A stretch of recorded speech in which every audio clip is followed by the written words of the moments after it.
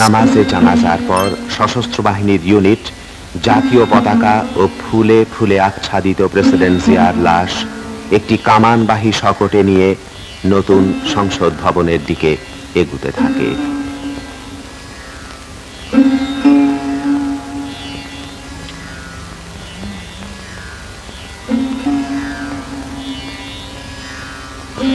লাশের পেছনে ছুটে চলে শোকাকুল লক্ষ জনতার বিরাট মিছিল।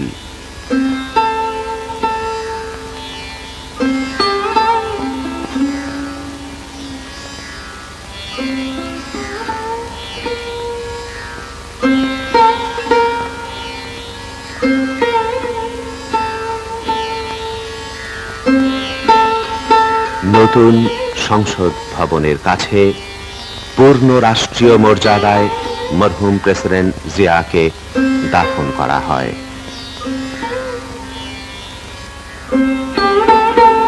অস্থায়ী প্রেসিডেন্ট, প্রধানমন্ত্রী, স্পিকার, মন্ত্রিপরিষদ ও সংসদ সদস্য, 3 বাহিনী প্রধান, মুক্তিযুদ্ধের সর্বাধিনায়ক অবসরপ্রাপ্ত জেনারেল ওসমানী, কূটনৈতিক মিশনের সদস্য, রাজনৈতিক নেতৃবৃন্দ, সশস্ত্র বাহিনীর সদস্য, বিডিআর, পুলিশ, আনসার এবং সর্বস্তরের লক্ষ লক্ষ মানুষ দাফনে শরীক হন। দাফনের সময় মরহুম প্রেসিডেন্টের 2 পুত্র সহ নিকট আত্মীয়রাও উপস্থিত ছিলেন।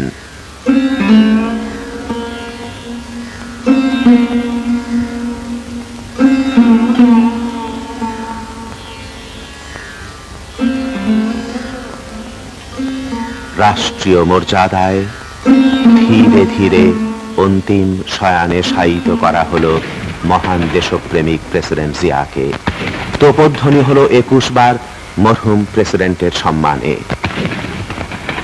3 বাহিনী প্রধান এবং সশস্ত্র বাহিনীর সদস্যরা কবরের পাশে সারিবদ্ধভাবে দাঁড়িয়ে মহান নেতাকে জানালেন সামরিক অভিবাদন।